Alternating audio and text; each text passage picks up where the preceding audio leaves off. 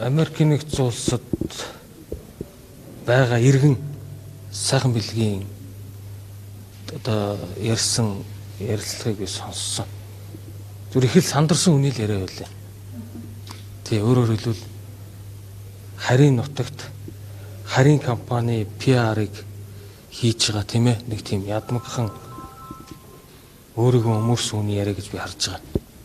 Өөрөөр хэлбэл Монгол Улсын засгийн газрын ажлын хэсэг энэ хөрөнгө оруулалтын гэрээ оюутлагын төслийн үр өгөөжийг нэмэгдүүлэх чиглэлээр тодорхой шатраатай арга хэмжээ авч хэрэгжүүлэхээр хэлцээрийн ширээний ард суугаад одоо бараг 6 сар болж байна.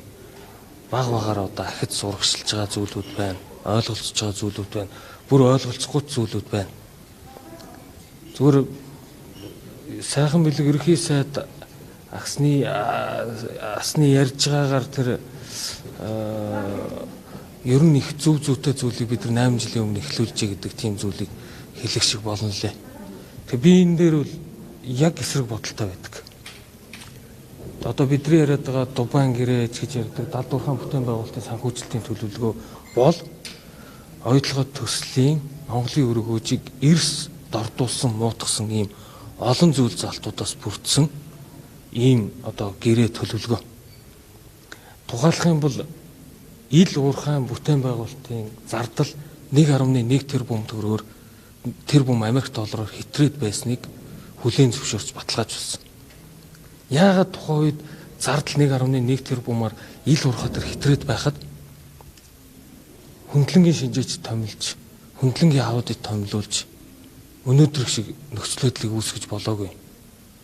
Яагаад тэр асуудлаар арбитрт маргаа үүсгээгүй гэдэг нэг асуудлыг би хэлмээр байна.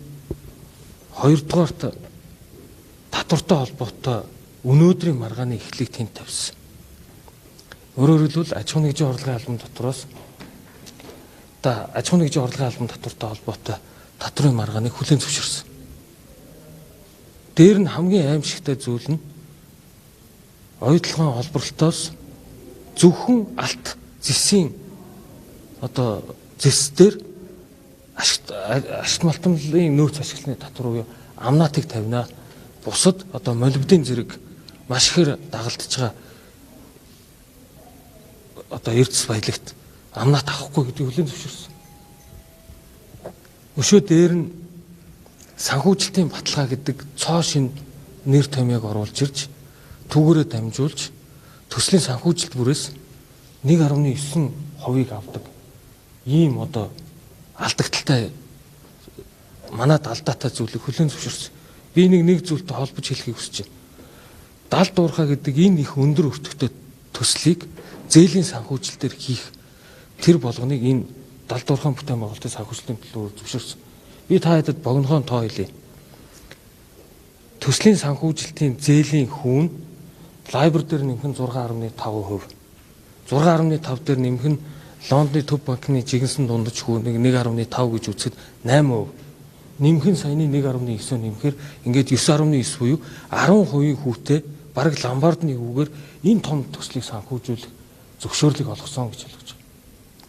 Татвартай холбоотой асуудал дээр их хурлын татварыг тогтворжуулдаг, татвараас чөлөөлдөг тэр их хурлын бүрэн эрхийг эдэлж засгийн газар шийдвэр гаргасныг захирааны иргэн шүү хүчингү болгочиход байгаа шүү дээ. Энэ далд уурхайн бүтээн байгуулалтын төлөвлөгөөг. За тэгээд цаашаа ярих юм бол их олон зүйлүүд дээр бид нар энэ болгоноос хохирол алдагдлууд хүлээсэн. Менежментийн төлбөр гэж бас зүйлийг энэ далд уурхайн бүтээн байгуулалтын санхүүжилтийн төлөвөөр зөвшөөрсөн. 6%, 3% гэдэг зарим тохиолдолд урсгал бол үйл ажиллагааны юмнуудад давхардалтай явж байгаа. Тэгэхээр бид нар энэ болгоныг засаж залруулах гээд энэ төслийн үр өгөөжийг нэмэгдүүлэх гээд хичээгээ чармаагаад ажиллаж байна. Би тэгэхээр нөхөр иргэн сайхан бэлэгт хэлэхэд тэр харийн нутгаас харийн компани PR маркетингийг хийж суухаар ирж энэ илгэн саданда эх орондоо ирж энэ төслийг монголчуудтай үр өгөөжтэй болох тал дээр илүү их сэтгэлээ чилээгээсэ гэж би бодож байгаа.